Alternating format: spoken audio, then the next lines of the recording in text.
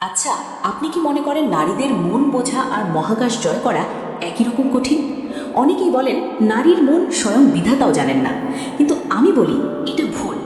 একজন বিবাহিত নারী যে সংসার, সমাজ আর দায়িত্বের জাতাকলে পিষ্ট, সে আসলে কি চায় জানেন?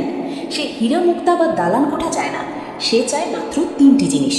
বিশ্বাস করুন, আপনি যদি কোনো নারীর সামনে, বিশেষ করে একজন বিবাহিত নারীর সামনে এই তিনটি কাজ সঠিক উপায় করতে পারেন, তবে সে শুধু আপনার কথায় রাজি হবে না, বরং আপনাকে তার জীবনের সবচেয়ে বড় আস্থার জায়গা মনে করবে। কিন্তু সাবধান, এই সাইকোলজি বা মনস্তত্ত্ব যদি আপনি ভুল কাজে ব্যবহার করেন, তবে তার পরিণাম কিন্তু ভয়াবহ হতে পারে। চলুন মুখোশ খুলে ফেলি নারী মনের সেই গোপন দরজার। বন্ধুরা, আজকের এই ভিডিওটি হয়তো আপনার সম্পর্কের সংজ্ঞাই বদলে দেবে। তাই মূল আলোচনায় যাওয়ার আগে এখনই ভিডিওটিতে একটি লাইক দিয়ে দিন, কারণ সত্য জানার এবং তা মানার সাহস কেবল গুটি কয়েক মানুষেরই থাকে। আর কথাগুলো শেষ পর্যন্ত শুনুন, কারণ অর্ধেক জ্ঞান আপনাকে ডোবাবে আর পুরো জ্ঞান আপনাকে রাজত্ব করতে শেখাবে। শুরুতেই একটা কথা পরিষ্কার করে নিই, বিবাহিত নারী এই শব্দটা শুনলে আমাদের সমাজের অনেকের কানে একটু অন্যরকম বাজে। কিন্তু ভাবুন তো, এই নারীটি কে? সে কারো স্ত্রী, কারো মা, কারো বোন। একটা মেয়ে যখন বিয়ে করে শ্বশুরবাড়িতে আসে, তখন সে তার চেনা জগৎ, তার মা বাবা, তার শৈশবের স্মৃতি সব কিছু পেছনে ফেলে আসে। সে তখন একটা নতুন পরিবেশে নিজেকে মানিয়ে নেবার লড়াই করে। এই সময় তার মনের অবস্থাটা থাকে খুব নাজুক।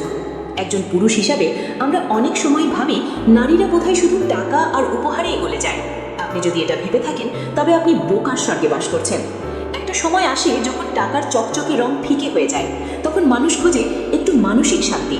আজ আমি আপনাদের সেই তিনটি জাদুকরী কাজের কথা বলবো, যা একজন নারীর অবচেতন মনে গভীর প্রভাব ফেলে। প্রথম কাজ, তাকে বিশেষ অনুভব করানো বা তার ছোট ছোট কাজের প্রশংসা করা। শুনতে খুব সাধারণ লাগছে, তাই না? ভাবছেন এ আর এমন কি?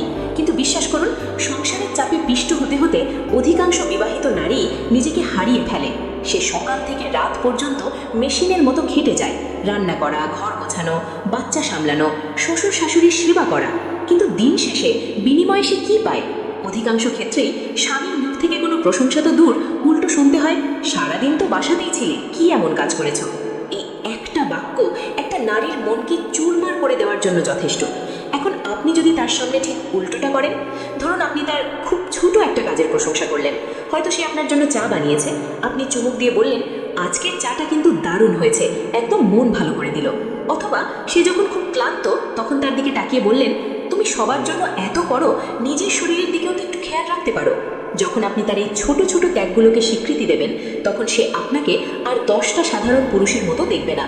সে ভাববে, এই মানুষটা আমাকে বোঝে, এই মানুষটা আমার কষ্টটা দেখতে পায়। বিবাহিত নারীরা অবহেলার শিকার হতে হতে যখন কারো কাছে একটু কদর পায়, তখন সে নিজের অজান্তেই সেই মানুষটার প্রতি দুর্বল হয়ে পড়ে, তার সব কথায় রাজি হতে চায়। কারণ পৃথিবীতে সবাই হুকুম করতে জানে, কিন্তু কদর করতে কজন জানে? দ্বিতীয় কাজ, তার নিরাপত্তার চাদর হওয়া, শারীরিক নয়, মানসিক। এখানে আমি বডিগার্ড হওয়ার কথা বলছি না।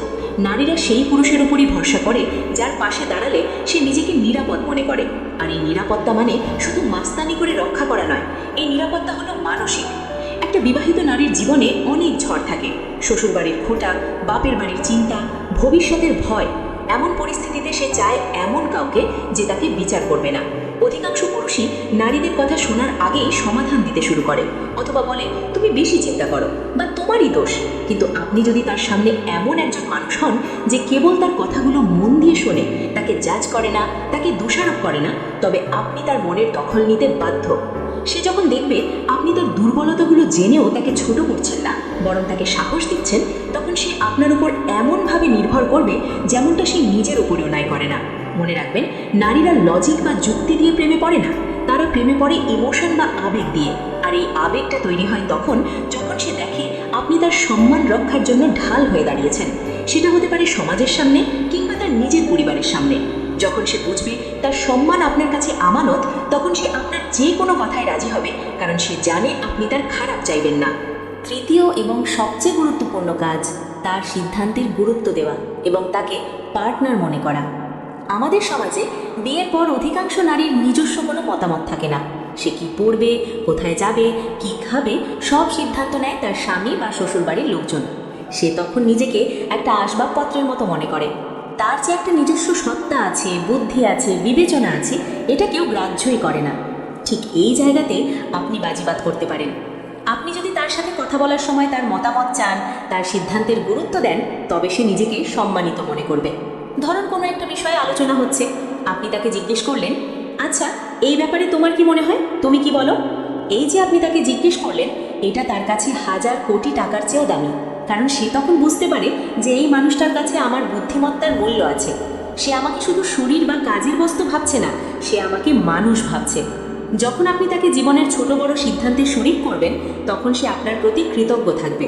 আর কৃতজ্ঞতা থেকে যে ভালোবাসা বা শ্রদ্ধার জন্ম হয়, তা কখনো নষ্ট হয় না। সে তখন আপনার যে কোনো আবদার বা অনুরোধ ফেলতে পারবে না, কারণ সে জানে আপনি তাকে যে সম্মান দিয়েছেন তা অন্য কেউ দেয়নি। বন্ধুরা, আমি জানি আপনারা হয়তো ভাবছেন এই কৌশলগুলো ব্যবহার করে আপনি যে কোনো নারীর মন জয় করে ফেলবেন। কিন্তু সাবধান, আগুন দিয়ে যেমন রান্না করা যায়, তেমনি আগুন দিয়ে ঘরও পোড়ানো যায়। এই সাইকোলজি যদি আপনি কোনো খারাপ উদ্দেশ্যে, পরকীয়া বা কারো সংসার ভাঙার জন্য ব্যবহার করেন, তবে মনে রাখবেন প্রকৃতির বিচার বড় নির্মম। অন্যের ঘর ভেঙে আপনি কোনোদিন নিজের ঘর সুখের করতে পারবেন না। এই টিপসগুলো তাদের জন্য যারা নিজের স্ত্রীর সাথে দূরত্ব কমিয়ে আনতে চান, কিংবা যারা বুঝতে চান কেন আপনার প্রিয় মানুষটা আপনার থেকে দূরে সরে যাচ্ছে। নারীরা জটিল নয়, তারা শুধু ভালোবাসা আর সম্মানের কাঙাল। আপনি যদি তাকে রানীর মতো সম্মান দিতে পারেন, সে আপনাকে রাজার মতো সেবা করবে। আর যদি দাসী মনে করেন, তবে আপনি কেবল একজন বিদ্রোহীকেই পাবেন, সঙ্গিনীকে নয়। আজকের যুগে সম্পর্কগুলো খুব ঠুনকো হয়ে গেছে। মানুষ শরীরের পেছনে দৌড়ায়, মনের খোঁজ কেউ রাখে না। অথচ শরীর তো একদিন বৃদ্ধ হবে, চামড়া কুঁচকে যাবে, কিন্তু যে মনটা আপনি জয় করবেন তা আজীবন আপনার হয়ে থাকবে। তাই সস্তা আকর্ষণের পেছনে না ছুটে ব্যক্তিত্ববান পুরুষ হন। পকেটের জোরের চেয়ে চরিত্রের জোর অনেক বেশি, এটা নারীরা খুব ভালো বোঝে। যখন আপনি একজন নারীর সামনে এই তিনটি গুণ, প্রশংসা, নিরাপত্তা এবং সম্মান নিয়ে দাঁড়াবেন, তখন আপনাকে আর জোর করে কিছু বলতে হবে না। সে নিজেই আপনার ইচ্ছাকে নিজের ইচ্ছা মনে করবে। কারণ ভালোবাসার আরেক নাম হলো আত্মসমর্পণ। আর এই আত্মসমর্পণ জোর করে আদায় করা যায় না, এটা অর্জন করতে হয়। বন্ধুরা, আজকের এই কথাগুলো কি আপনার চিন্তার জগৎকে একটু হলেও নাড়া দিয়েছে? আপনি কি নিজের জীবনে এমন কোনো ভুল করছেন যার কারণে আপনার প্রিয় মানুষটা দূরে সরে যাচ্ছে? নাকি আপনি আজও সেই মিথ্যে অহংকারে ডুবে আছেন যে আমি পুরুষ, আমিই সব?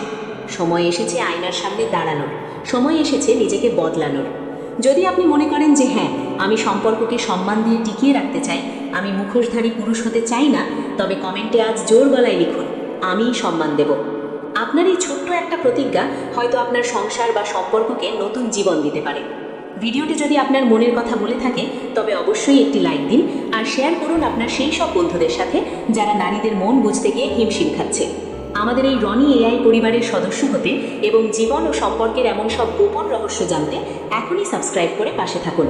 মনে রাখবেন, জীবন একটাই, তাকে সুন্দর করার দায়িত্ব আপনারই। দেখা হবে পরের ভিডিওতে। ততক্ষণ পর্যন্ত নিজের এবং নিজের প্রিয় মানুষের খেয়াল রাখবেন। সাবস্ক্রাইব করুন চ্যানেলে। ধন্যবাদ।